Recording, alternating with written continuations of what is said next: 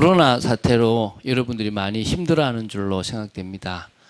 이 또한 지나가는 것이고 우리가 인생을 살아가는 중에 예상하지 못한 많은 일들이 있습니다. 제가 지난주 금요일에 말씀드렸지만 사람이 갈등하는 이유는 예상할 수 없는 상황이 생기니까 갈등을 합니다. 내가 예상할 수 있고 내가 통제될 수 있으면 굳이 갈등할 일이 없습니다. 근데 내가 통제할 수 없고 예상할 수 없는 일들이 자꾸 생기니까 나도 모르게 나를 지키려고 하니까 이런 환경이 싫고 또 갈등이 되고 위기가 되는 것입니다. 한 번도 가보지 않았던 코로나 이 문제, WHO도 막을 수 없다라고 하는 이 문제, 막 하루에 전 세계적으로 25만까지인가 23만까지인가 이렇게 그게 나올 정도로 지금 많은 확진자들이 나오고 있는 이때에 그래도 감사하게도 우리나라는 하루에 뭐 30명, 40명대에 있는 것 또한 감사하다고 봅니다. 그리고 뭐 혈장 치료제가 지금 또 많이 확보가 돼서 그것 때문에 또 올 하반기나 내년 초가 되면 치료제로서는 또 효과가 있을 것 같다고 하니까 그것 또한 또 감사한 부분이라고 생각이 됩니다. 뭐 앞으로 또 뭐 백신도 나오고 많은 것들이 나오겠지만 이것 때문에 어쨌든 모임 자체도 바뀌고 어떤 만남도 바뀌고 또 어떤 그 포스트 코로나 시대가 되면 더 많은 변화들이 일어나지 않겠나 생각들을 해봅니다. 이럴 때 여러분들의 직업이나 또 미래도 바뀔 거를 생각하시고 조금 구상을 한다면 오히려 여러분들이 또 이럴 때 다른 응답을 받을 수 있는 시간이 되지 않겠나 생각이 됩니다. 우리가 예상할 수 없는 인생입니다. 이번 7월 특별 메시지를 우리가 같이 나누면서 다시 한번 하나님께서 우리가 예상하지 못했던 이 문제에 분명히 말씀을 주시고 시작하셨다라는 것을 한번 확인해 보는 시간 되었으면 좋겠습니다. 과연 이런 코로나 사태를 예상하시고 말씀을 주셨을까? 또 이때 우리는 무엇에 집중해야 될 것인가? 이런 여러 가지 좀 생각해야 될 것들이 많지 않겠나 생각이 됩니다. 그래서 우리가 첫 주에는 그냥 원단 메시지, 송구 영신 예배 메시지를 그냥 그대로 한번 이렇게 나누어 봤습니다. 우리가 처음에 나누었던 송구 영신 예배가 어떤 메시지였는가를 나누었고요. 오늘 우리가 볼 부분은 올 한 해 우리가 응답을 받으려면 우리는 어느 부분에 집중해야 될 것인가? 이게 이제 오늘 우리가 보고자 하는 것입니다. 그런데 사실은 다음 주에 보고자 하는 메시지는 조금 더 다른 건데요. 뭐냐면 아직 참빛교회는 시작도 안 했어요. 참빛교회는. 근데 시작도 안 했지만 제가 뭘 그렸냐 그러면 참빛교회의 그림을 그렸어요. 참빛교회가 어떤 안에 내부적으로 은혜를 받는 조직을 만들 것이다. 어디에 집중하는 사역들이 될 것이다. 그리고 목사 혼자서 하지 않는 일들을 할 것이다. 또 그리고 전도와 선교는 어떻게 할 것이고 구제는 어떻게 할 것이다에 대한 부분들. 심지어 저는 뭐까지 했냐 그러면은 나는 언제 정년까지 있다. 뭐 이런 것까지 다 제가 사실은 시작하기 전에 정했어요. 그러면 사실은 우리 참빛교회는 아직 시작도 안 했거든요. 교회가 형성되면 시작이라고 생각하지 않습니다. 우리가 제대로 된 시작들을 해 나가서 빛을 발할 수 있는 그 빛에 사람들이 살아날 수 있으면 참빛교회는 제대로 시작했다고 저는 믿습니다. 그래서 우리가 어떤 교회를 지향하는지에 대한 부분들을 다음 주에 한번 나눠 보겠습니다. 그래서 지난주, 이번 주 그리고 다음 주는 성경 말씀을 보고 하지만 굳이 뭐 성경 말씀에 매여 있다기보다는 좀 주제식 설교라고 생각하시고 좀 집중하시고 이 교회는 어떤 교회구나, 뭘 추구하는구나에 대한 부분들을 7월 첫째 주, 둘째 주, 셋째 주로 좀 확인하는 여러분 되시기 바랍니다.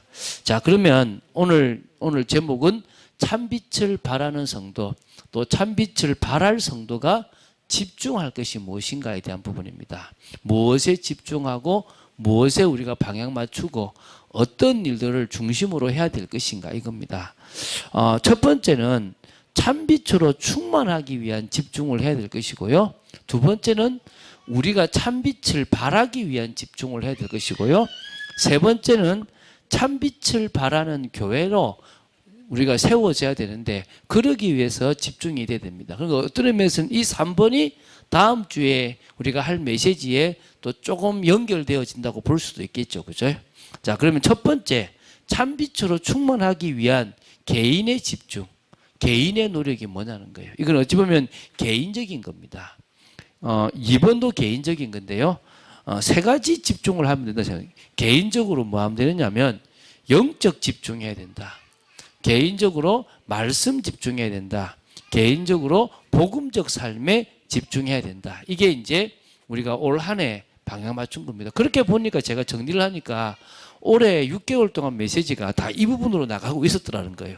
참 감사하다는 생각이 들었습니다.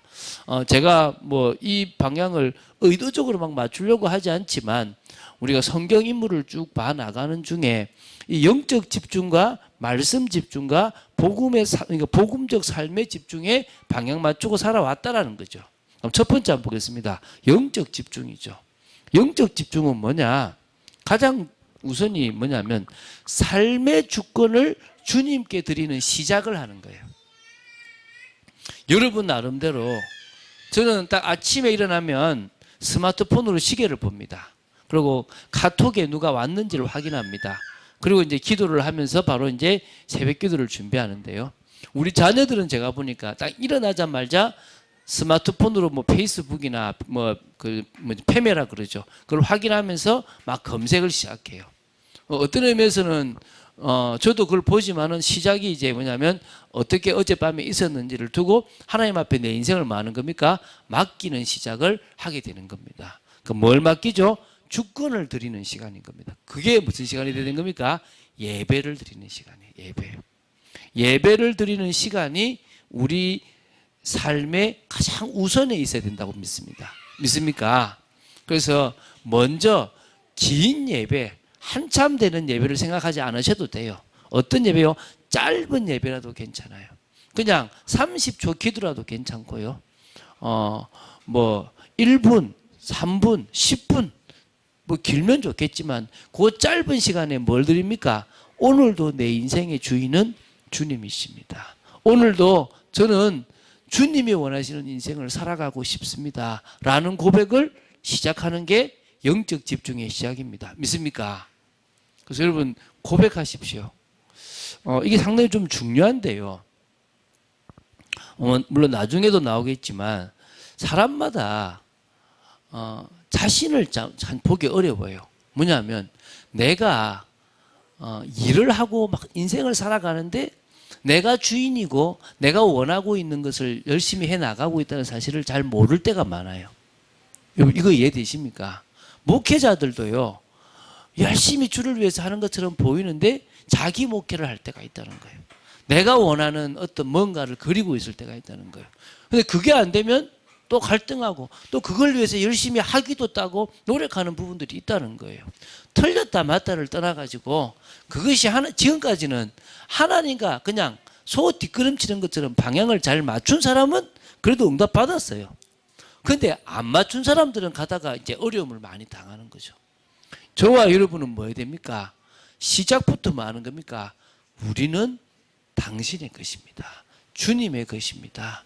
주님이 원하시는 인생을 살아가고 오늘도 주님으로 충만한 성령으로 충만한 삶을 살아가고 싶습니다. 오늘 저에게 역사하여 주시옵소서라는 기도가 시작될 줄로 믿습니다. 영적 집중이라는 것은요. 일보다는 영적인 은혜를 우선시 두는 다시 말하면 예배를 우선시 두는 삶이 되야 된다는 거예요. 그러니까 우선순위가 일이 아니라는 거예요. 이게 이게 인생이요. 참 웃기는 게 태어나자마자부터 지금까지 살아오는 중에 먹고 살기 위한 노력을 해요. 아이들 보면요.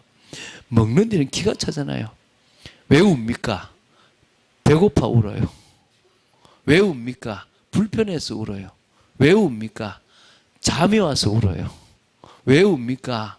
뭔가 쌌는데 지금 찝찝해서 울어요.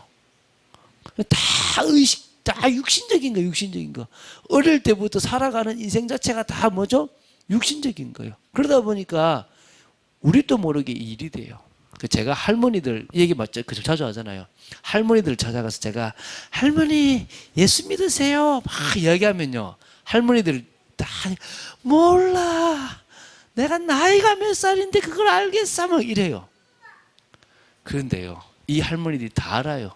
이 할머니들이 하버드대를 알아요. 이 할머니들이 삼성을 알아요. 옆집 제가 물어요. 할머니, 옆집 저 할머니 자식 뭐하냐 그러면 뭐 하기는 그 어려운 하버드대를 들어갔다가 나와가지고 지금 삼성에 취업해가지고 연봉이 얼마고 막 이런 얘기를 줄줄줄줄 해요. 콩나물 가격 물어보세요. 다 압니다. 인생 살아가는 거 다 알아요. 그런데 뭐죠? 영적인 것에는 관심이 없습니다. 오늘 우리는 그런 인생을 살아왔기 때문에 우리도 모르게 영적인 은혜, 예배 중심보다는 뭘로 갑니까? 일 중심, 육신적인 것에 더 우선을 두고 살아가는 거예요. 그래서 자꾸 뭡니까? 우선순위를 의도적으로 바꾸셔야 됩니다. 할렐루야. 더 의도적이에요. 다분히 의도적으로 나는 뭐부터 하겠다? 영적인 것부터 하겠다. 집에서 뭘 해야 된다 그러면요, 이게 뭘 좀 생각을 하는데 좀 많이 복잡하잖아요. 나눠버려요. 왜 나누냐면 급하지 않아서 놔두는 것도 있지만, 두 번째는 이거 자꾸 신경 쓰면 머리가 아플 것 같아. 그럼 일단 나눠버려요. 그럼 저희 아내는 답답해가지고 자꾸 얘기를 해요. 근데 저는 뭐냐면 있어봐, 몰라, 있어봐. 그걸 가만히 나눠버려요. 근데 희한한 건요, 그게 빨리 해결될 때가 있어요. 고민하고 머리 쓰기를 사단은 원할 것이고, 하나님은 뭡니까? 그것에 많은 시간을 빼앗기지를 않기를 원하는 겁니다. 그럼 사람들이 자꾸 헷갈려요. 아니, 목사님 그러면 할 일들이 많은데 하지 말라는 말이냐. 제가 이렇게 좀 사람들을 만나면 느끼는 게, 아, 영적으로는 무지하구나 이런 걸 느껴요. 육신적인 것은 되게 빠르고 뭘 할지 뭘 하지 말아야 될지 금방 아는데, 막상 뭐요? 영적인 걸 이야기하면요, 자꾸 자기는 하고 있다라는 생각을 하고 있고, 자신은 지금 이 무슨 말인지 이해를 못하겠다고 얘기를 해요. 그런데 잘 생각해 보십시오. 저 아이가 이 안에서 마음껏 뛰어놀 수 있는 것은 누가 있기 때문에 그렇습니까? 엄마가 있기 때문이에요. 나를 책임져 주고 내가 사랑하고 의지할 분, 엄마가 있으니까 이 안에서 마음껏 놀아요. 근데 먹는 것도 엄마를 의지하고 그런 것에 대해서는 이 아이가 전혀 뭐 하지 않는다고요? 신경을 쓰지 않는다는 거예요. 왜? 엄마가 알아서 해줄 거니까. 자기는 그 안에서 자기 놀 것을 놀고, 자기는 그 안에서 자기가 가야 될 길을 가라, 그 지금 하고 있는 거예요. 근데 우리는 어떻게 하죠? 내가 점심 되면 뭘 먹을지, 저녁에는 뭘 먹을지, 내가 살기 위해서 돈을 얼마를 벌어야 될지 하나부터 열까지를 다 생각해야 되는 거예요. 그 생각을 하지 말라는 게 아닙니다. 누구한테 맡기라는 거죠? 주님께 맡기고 주님이 주시는 은혜 가운데서 우리가 일을 하자는 것입니다. 우선순위가 바뀌지 않으면 안 된다는 거죠. 그래서 하루 시간 중에서 꼭 개인 예배 시간을 만들라고 권하고 싶습니다. 뭐 개인 예배라는 게 저처럼 안 하셔도 돼요. 여러분 나름대로 정시 기도를 하시면 하셔도 돼요. 여러분 나름대로 무시 기도를 하시면 하셔도 돼요. 우리 옛날에 우리 집사님처럼 딱 점심 먹고 나서 쭉 다시 이렇게 돌아다니면서 기도도 하시고 현장도 걸으시면 일석이조로 두 가지를 또 하실 수도 있는, 그것도 괜찮아요. 특별한 방법이 있는 건 아니지만 우선에 뭘 둔다는 거죠? 예배를 두고 하나님을 바라본다는 거죠. 이게 목적이 뭐냐면 뭔가를 많이 말하는 게 아닙니다. 교제를 하자는 거예요. 한마디로 느끼자는 거예요. 그러니까 주님이 나에게 은혜를 주시고 계시고 주님이 내 기도를 듣고 계시고 나는 주님이 지금 내 삶을 인도하고 계시다는 것을 삶 속에서 맞아는 거죠. 느끼는 교제를 하자는 거예요. 그래서 막 주야 부르짖고 막 기도하라 이 말이 아닙니다. 뭐 하라는 거죠?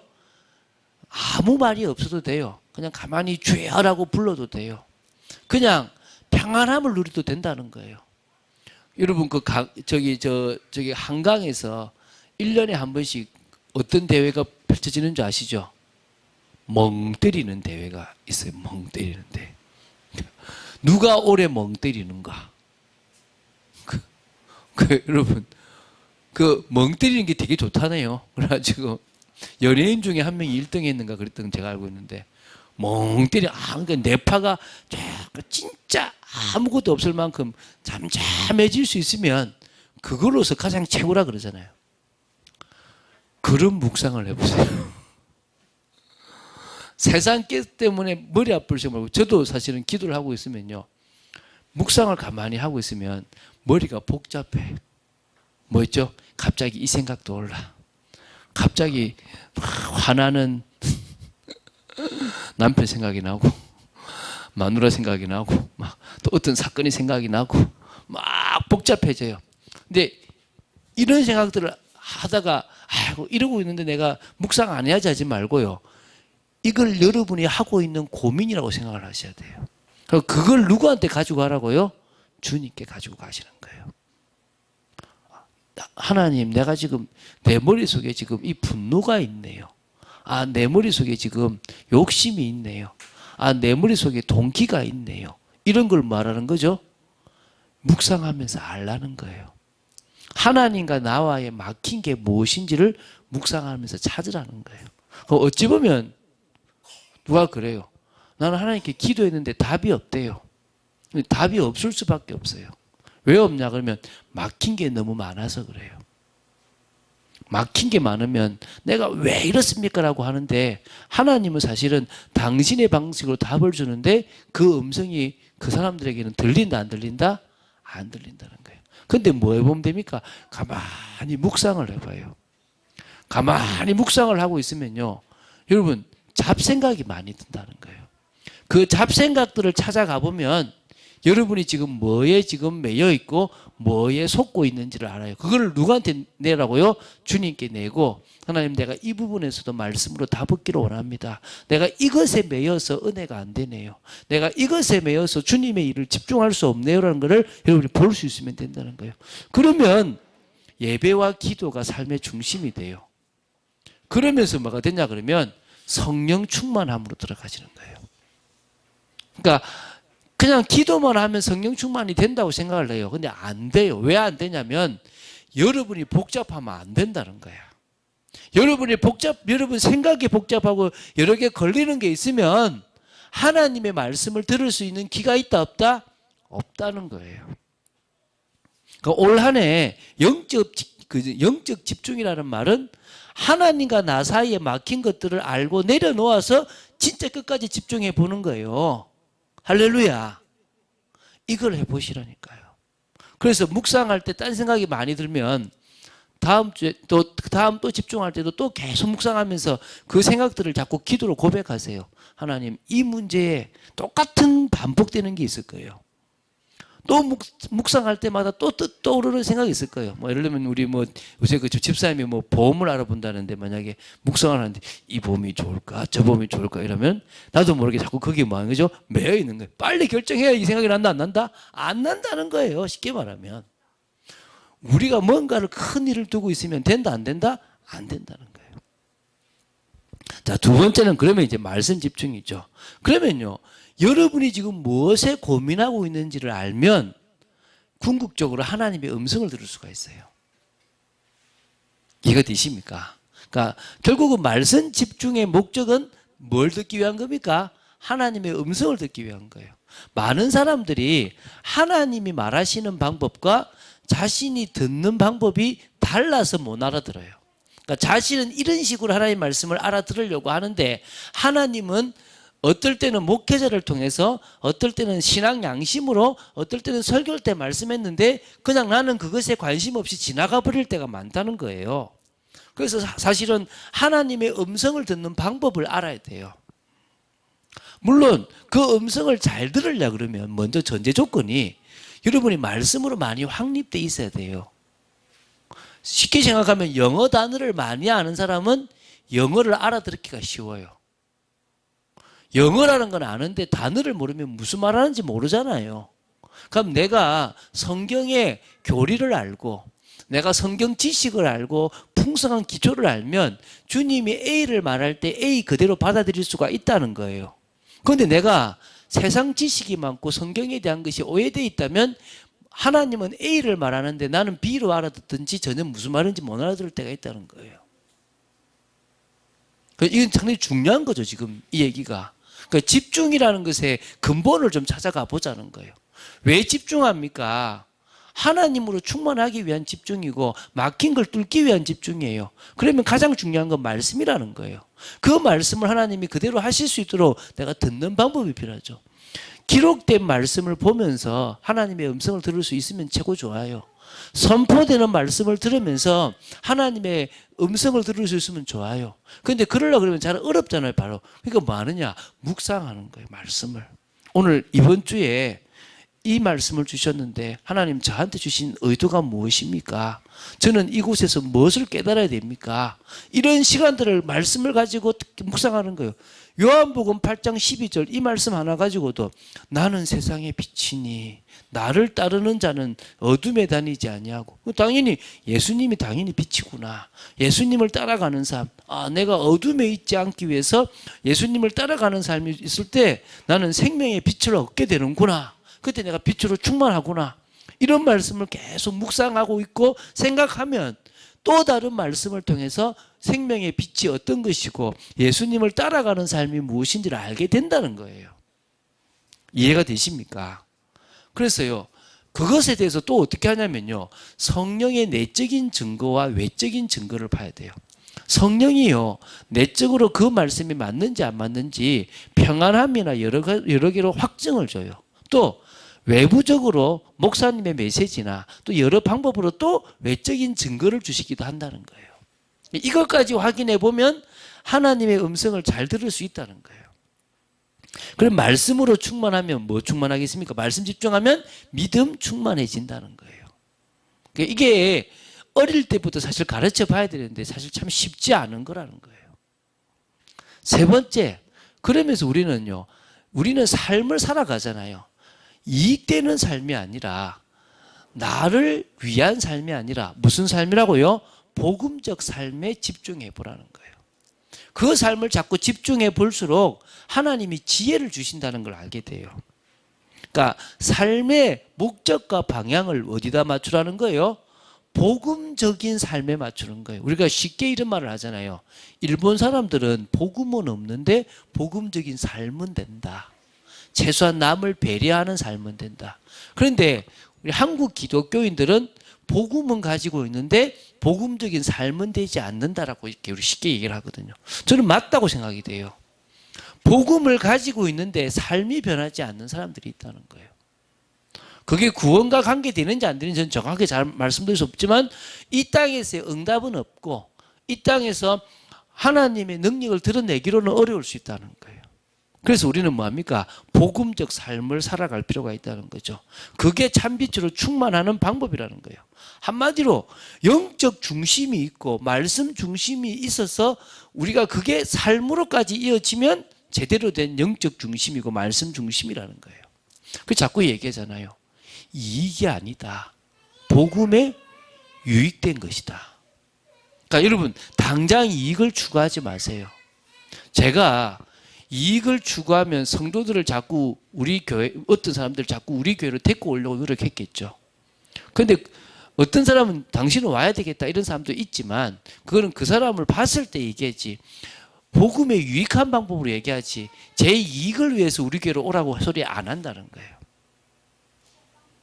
제가 사례를 제가 소개시켜 줬던 목사님보다 작게 봤지만 어느 교회를 그런데 저는 그렇게 하더라도요 저는 올바른 길을 걸어가려고 늘 하는 거예요.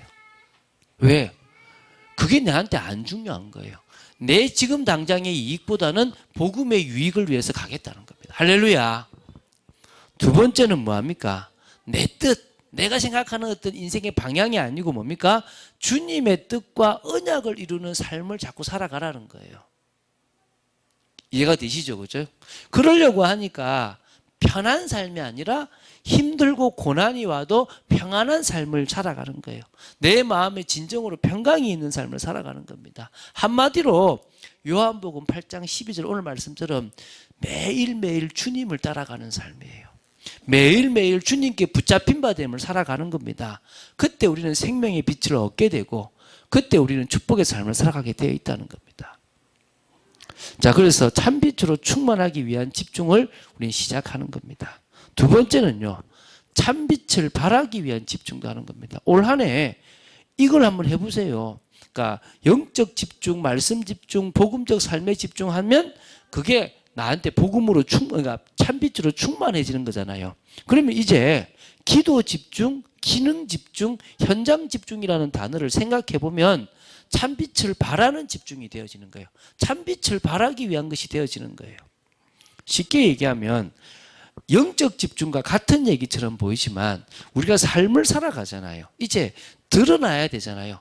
내게 가득 차 있는 것이 다른 사람에게 전거되어야 되잖아요. 그러기 위해서 우리는 기도를 하는 거예요. 그러기 위해서 우리는 우리 인생의 주관자가 앉는 자리에 하나님을 모시고 생활하는 거예요. 나아가는 겁니다. 그러면 하나님의 통치가 실현되잖아요. 내가 충만한 삶이 살아가지잖아요. 자, 이게 무슨 얘기냐면 갑자기 회사에서 예상치 못한 일을 나한테 던져요. 화가 막 일어나. 분명히 지난번에 얘기하고 달라요. 그럼 내가 어떻게 합니까? 보통 같으면 따지든지 성질을 막 내든지 회사를 그만둘 생각을 하겠죠. 그때 우리는 뭐 합니까? 기도 집중을 하는 겁니다. 하나님, 이게 지금 무슨 얘기입니까? 하나님, 내 개인적인 일이라면 이렇게 선택을 했을 것인데 하나님, 이 상황 속에서 제가 어떻게 선택하는 것이 가장 맞겠습니까? 하나님의 자리에 하나님을 둡니다. 제가 선택하고 싶은 것이 아니라 하나님이 통치하시는 선택이 되고 하나님이 원하시는 거라면 제 의지를 내려놓는 한이 있더라도 들어가겠습니다 라고 들어가는 거예요. 그러면요, 이유를 모를 때도 있어요. 그럴 때는 이유를 모르지만 말씀 안 하셨으니까 그냥 순종하고 가겠습니다도 되는 거고, 또 어떤 답을 주신다면 그 답을 따라갈 수도 있습니다. 조금씩 성령의 인도가 보여지기 시작하는 거예요. 그러면 그 인도하심을 따라 하나님의 역사 쪽으로 들어가면 하나님의 통치가 나를 통해서 가정에, 나를 통해서 직장에, 나를 통해서 지역에, 나를 통해서 내가 아는 사람들에게, 나를 통해서 문화에, 나를 통해서 사회에 미치게 되는 거예요. 할렐루야. 이게 지금 기도 집중이라는 거예요. 영적 집중이라는 것은 내가 그냥 하나님으로 충만하고 느끼기 위한 거라면, 기도 집중이라는 것은 삶의 영역에서 더 하나님의 뜻과 계획을 따라갈 수 있도록, 예를 들면 우리는 갑자기 내가 실수를 해서 뭔가를 잘못해서 숨기고 싶을 때가 있을 거란 말이에요. 그럴 때 어떻게 합니까? 숨기려고 하지 말고 주님, 잘못했습니다. 이걸 나는 최소화하고 없었던 일로 하고 싶지만 하나님, 이걸 어떻게 해결하는 게 최고 좋겠습니까? 하나님, 주님이 원하시는 대로 드러내기를 원한다면 이것 때문에 내가 손해를 보겠지만 드러내겠습니다. 지금 당장 나는 두렵고 나는 지금 무섭고 이걸 은폐하고 숨기고 싶습니다. 하나님, 저를 주장하여 주십시오. 이해가 되십니까? 이익이 되는 선택과 손해가 되는 선택이 있습니다. 뭔가를 선택할 때 하나님, 제가 지금까지는 내가 A를 선택해 왔는데 어떤 거를 선택하는 게 더 하나님께 낫겠습니까? 그걸 따라 내가 나아가 보겠습니다. 이런 거 이해가 되십니까? 그러면요, 하나님의 통치가 사실화되어지는 거예요. 하나님의 나라가 가시화되어진다는 거예요. 두 번째, 기능 집중이에요. 지금 이 얘기를 계속 해왔잖아요, 올 한 해. 작년에는 이런 얘기가 아니었거든요. 그릇에 대한 이야기였거든요. 넓게 열라는 얘기였어요. 그러니까 그릇을 넓히라는 얘기이기 때문에 그쪽 방향에 대한 이야기를 자꾸 해나가세요. 우리를 깨는 쪽으로 나갔죠. 근데 올해는 어떤 얘기입니까?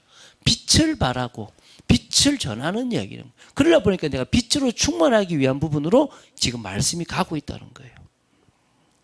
자, 기능 집중이죠. 자, 그러면은 여러분, 이게 내가 하는 일이 내 달란트의 일인 사람도 있고 내가 하는 일이 내 달란트와 관계없는 사람도 있어요. 그렇죠?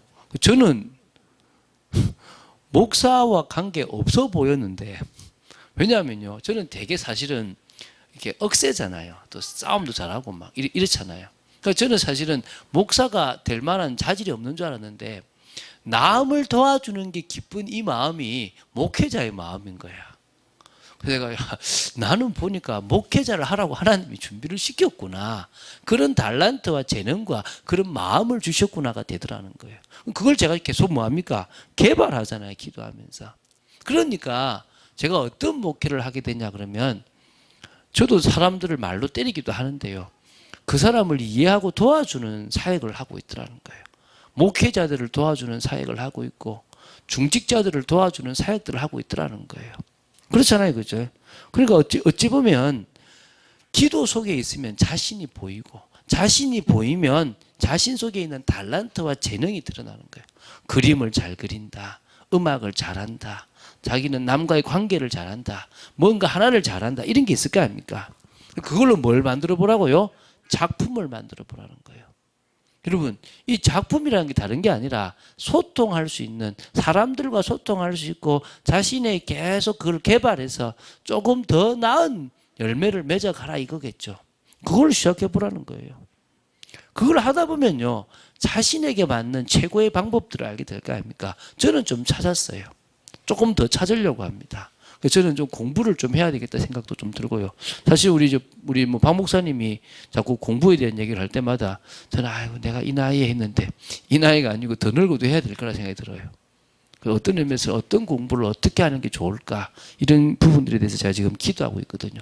그래서 우리의 그 재능들을 전문화시키고 세계화시키고 그걸 통해서 복음화까지 갈 수 있다면 좋을 거라고 확신합니다. 믿습니까?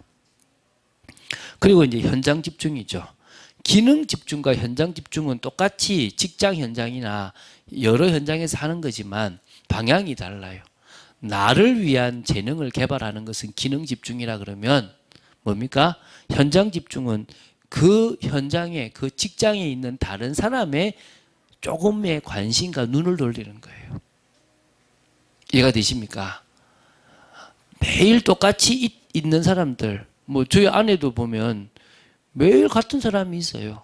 그렇잖아요. 그죠? 근데 저는 사람들은 매일 같은 사람들이 있지만 환자들은 다르다고 보거든요. 그러면 오는 사람들을 볼 때 꾸준하게 오는 사람들이 있어요. 그럼 그 사람들을 두고 기도를 하는 것도 어찌 보면 하나님 주신 마음일 수는 있다고 생각되거든요. 그러니까 어찌 보면 우리가 보지 못하는 것들을 조금만 볼 수 있으면 되게 좋다는 거예요. 그러니까 어찌 보면은 어떤 목사님이 간사가 있는데, 교회 간사가 있는데, 교회 간사는 늘 교회에 있으니까 불신자를 만날 수가 없다라고 생각되는데, 불신자는 만날 수가 없지만은 선교사님들을 도와준다든지 중직자들이나 성도들이나 목회자를 도와주는 사역을 통해서 더 큰 전도 운동을 할 수도 있다라는 거예요. 그 방법은 자신이 할 수 있는 것들은 많다는 거죠. 그렇죠? 중요한 것은 내가 받은 은혜가 나를 통해서 전달되어지는 게 참빛을 발하는 것이다. 그러면 나는 관심이 가는 현장을 찾자. 내가 어디에 관심이 있냐? 내 애통하는 마음이 가는 곳이 어디냐? 가장 기본적으로는 주위 사람들이겠는데요. 그것 말고 내가 잘할 수 있는 현장이 있어요. 그걸 찾으셔야 되는 거예요. 주변 사람들은 여러분들이 참빛으로 충만한 그런 삶을 살아가면 당연히 일어나게 돼 있는 겁니다. 그리고 참빛을 바라는 기도 집중과 기능 집중을 하면 내 주위에 있는 사람들에게 복음의 영향력을 미칠 수 있습니다. 그런데 이 사람들을 찾아보세요. 주위에 믿는 사람들, 주위에 교회 다니는 사람들을 먼저 도와보세요. 근데 좀 안 맞을 수도 있어요. 왜냐하면 신앙의 색깔이 장로교, 감리교, 또 뭐 성결교 색깔이 좀 다르거든요. 조금씩. 그런데 같이 우리가 한 성령이 있으니까 조금씩 은혜를 나누다 보면요, 맞아져요. 받아주고 그 사람의 신앙을 인정해주면 같이 갈 수 있게 되거든요. 그러면 그 다음 일이 뭐냐면 같이 낙심된 자나 불신자를 찾는 일들이 진행되면 이 현장 집중이 돼요. 새 생명의 역사가 일어나게 되길 바랍니다. 할렐루야. 여러분의 삶을 통해서 새 생명의 역사가 일어나게 되길 바랍니다. 세 번째는요, 참빛을 발하는 교회를 세우기 위한 집중입니다. 이게 이제 우리가 같이 해나가야 될 거 아닙니까? 우리 한 사람의 힘은 작습니다. 그런데 우리가 같이 모이면 그 힘은 크게 되는 것 아닙니까? 근데 먼저 우리는 뭘 만들려 그러면 한 몸, 지체의식을 만들려 그래요. 원네스죠. 제가 오랫도록 신앙생활하고 교육생활을 해보니까 어떤 게 있냐 그러면, 이게 목회자들을 좀 보거든요. 근데 목회자들이 너무 쉽게 성도님들 이렇게 험담은 아닌데 이렇게 문제를 이렇게 지적하시는 거예요. 근데 제가 참 아쉬운 게 그분들의 자녀들 중에서 문제 있는 자녀들이 꽤 있어요. 근데 한 번도 자기 자식 욕을 하는 걸 제가 들어본 적이 없거든요. 그래서 제가 보면서 뭐야, 저분이 저 마음으로 성도들을 품는다면, 가족이라는 생각을 가진다면 진짜 성도들을 도와주고 힘줄 거 아닐까, 이 생각이 드는 거예요. 그렇지 않습니까? 혹시 교회가 커지면요, 교회에서요 진짜 말 많거든요. 은근히 사람 살린다고 하면서 욕해요. 근데 가족이면 그렇게 하겠냐는 거예요. 물론 가족끼리도 쟤 답답해, 싫어, 이렇게 이야기할 때도 있겠지만, 그러나 중요할 때는 진짜 가족을 위하는 게 가족이잖아요. 그래서 우리는 뭐부터 만들어 보자는 겁니까? 우리는 한 몸이다, 지체다, 가족이다라는 것을 설명하는 거예요. 에베소서 4장을 여러분들이 좀 보시면 교회에 대한 설명이 참 잘 돼 있어요.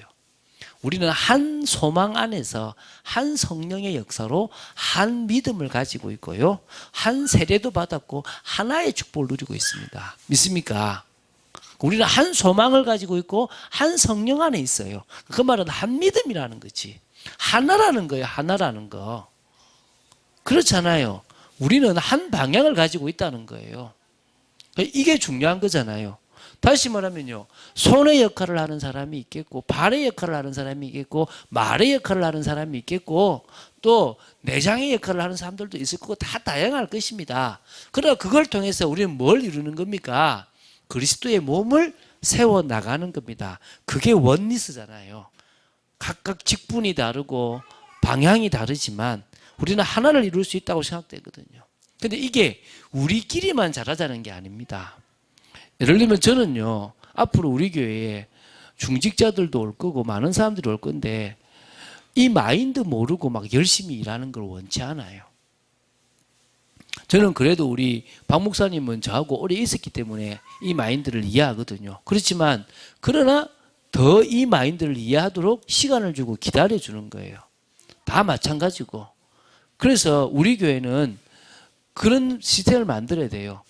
이 교회가 잘났다 이런 게 아니라 우린 이런 교회를 만들어 보자라는 그런 교육이 있는, 그래서 그 교육을 통과한 사람들이 이 교회의 마인드를 이해하고 같이 움직였으면 좋겠다는 거예요.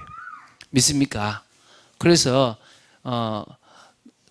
먼저 온 사람이든 늦게 온 사람이든 같이 그것을 분담하고 주의 일을 감당할 수 있는 아름다운 교회를 만들어 가보자는 거예요. 오히려 새신자가 오거나 약한 사람이 오면 더 관심 가져주고 마음 담아주는 그런 교회를 만들어 보자는 거죠. 자, 두 번째는요, 사도행전적 교회를 지향하잖아요. 이건 우리가 계속 이야기하잖아요. 그러면 사도행전이 뭡니까? 교회는 사도행전 1장의 언약을 붙잡았습니다. 맞습니까? 사도행전 1장에 예수님께서 승천하시기 전에 주셨던 그 언약을 붙잡았어요. 그리고 기도했습니다. 그러는 중에 사도행전 2장의 응답을 받았습니다. 할렐루야. 3장부터 28장까지 땅끝까지 증인되는 축복을 누렸고 지금은 29장에 그 응답을 걸어가고 있습니다. 할렐루야. 그런 교회를 만들자는 거예요. 어떤 교회냐? 사도행전 11장의 안디옥 교회 같은 교회를 만들자는 거예요. 불신자들의 욕을 얻어먹는 예수쟁이가 아니라, 야, 저 교회는 다르더라. 이번 코로나 사태에요, 어느 교회가, 큰 교회도 아니에요, 미신기를 사서 마스크를 만들어서 돌린 거예요. 그러니까 어떤 사람은 문의 오더래요. 뭐 주민등록 등본 가지고 가야 되느냐 뭐 이렇게 묻기도 하고, 그 다음에 뭐 왜 하냐 이렇게 묻기도 하고. 그래 하다 보니까요, 밤 늦게 있잖아요, 음료수 갖다 주기도 하고 막 이런 일들이 있더라고요. 그거 하면 안 됩니까? 교회가 그거 하면 뭐 교회 본질이 무시되는 겁니까? 저는 그렇지 않다고 생각되거든요. 안디옥에 있는 사람들이 예수 믿는 안디옥 교회를 보고 그리스도를 따라가는 참 귀한 사람들이다라고 얘기를 했어요. 그럴 수 있어야 되지 않겠습니까? 할렐루야. 그래야 그런 은혜가 넘치는 모습들을 불신자가 보고 나도 저 속에 들어가고 싶다가 되면 될 거 아니겠습니까? 전도와 선교에 방향 맞추는 교회가 될 수 있습니다. 세상을 변화시키는, 진짜 가정을 변화시키고 직장을 변화시키고 지역을 변화시키고 문화를 변화시키고 사회를 변화시키고 나라까지 변화시키고 바꿀 수 있는 복음의 능력. 이번에도 뭐 지난주에 참 안타깝게도 우리 뭐 서울 시장님이 이렇게 좀 자살을 했습니다. 뭐 어떤 의미에서 지금 잘못하면 죽으면 문제가 해결되는 쪽으로 가는 것도 되게 위험하거든요. 우리 뭐 노회찬 전 의원도 그랬고 또 뭐 저는 나름대로 좀 그래도 귀하게 생각하고 여러 몇 분들이 그런 일들을 했는데, 그런 일들이 제가 생각할 때 정당화되어지는 나라, 그게 아름다운 모습을 비치면 저는 안 된다고 생각되거든요. 그런데 지금 이것 때문에 또 뭡니까? 보수와 진보가 또 싸워요. 뭐 서울시 특별장으로 해야 되냐 말아야 되냐. 저도 솔직한 말로는 조금 아쉬운 부분들이 사실 몇 가지 나와요. 그런데 이런 부분에 우리가 먼저는 뭘 해야 되냐면 기본을 세우고요. 또 오히려 진짜 기도해야 될 줄로 믿습니다. 이 나라와 이 민족을 바꾸기 위해서. 저는 교회가 이런 얘기들을 좀 더 객관적인 입장에서 할 수 있어야 된다고 생각합니다. 막 보수가 맞다, 진보가 맞다 이런 개념이 아니라, 그쵸. 지금 이제 어찌 보면은 원래 뭡니까? 원래 진보가 보수가 가지고 있는 그런 성 문제, 이런 어떤 권력의 문제를 비판하고 나왔는데 결국 그들도 권력을 지니까 똑같은 모습을 보이고 있다는 것은 사실이거든요. 그럼 이거는 결국은 성경이 맞다는 얘기를 지금 하고 있는 겁니다. 다 인간은 죄인이라는 것이고요.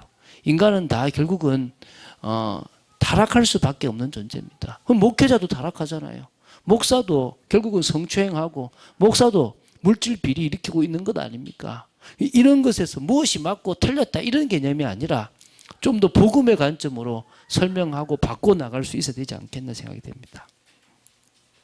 자, 이제 교회의 방향에 대한 이야기를 하고 마치겠습니다. 마음에 담아줬으면 좋겠습니다. 저는 목회자가 지휘자가 되어야 된다고 생각합니다. 지금까지 한국 교회는 주로 리더나 보스입니다. 그런데 저는 목회자가 할 일이 지휘자라고 생각해요. 이게 무슨 말이냐면 음악 지휘자 아시죠? 이 사람은 소프라노를 잘해. 소리가 더 하이야. 그럼 소프라노를 모아가지고 소프라노 소리를 잘 내도록 만들어주는 거예요. 이 사람은 알토 소리를 내. 이 사람들은 모아서 알토 소리를 내게 만들어주는 거죠. 이 사람 메조 소프라노인데 소프라노도 아니고 근데 막 되게 헷갈려해. 당신들은 메조 소프라노다. 근데 지금 당신 좀 음이 틀린다. 너무 세게 낸다. 부드럽게 내라. 이렇게 하면서 소리를 내게 만들어주는 거죠. 각자 소리를 내게 만들어주면 그걸 하모니를 이루면 교회는 다양하게 주의를 할 수 있는 겁니다. 교회는 유일성이 있습니다. 예수 한 분, 한 신앙, 한 성령이 있습니다. 그러나 그 한 성령 안에서 봉사는 어떻게 하는 겁니까? 다양하게 할 수 있는 겁니다. 근데 지금까지는 목사님에 의해서 그 교회의 방향에 의해서 정해져 버리니까 나는 이거 하고 싶은데 못하는 경우들이 생겼다는 거예요. 저는 그런 것은 잘못됐다고 생각되는 거예요.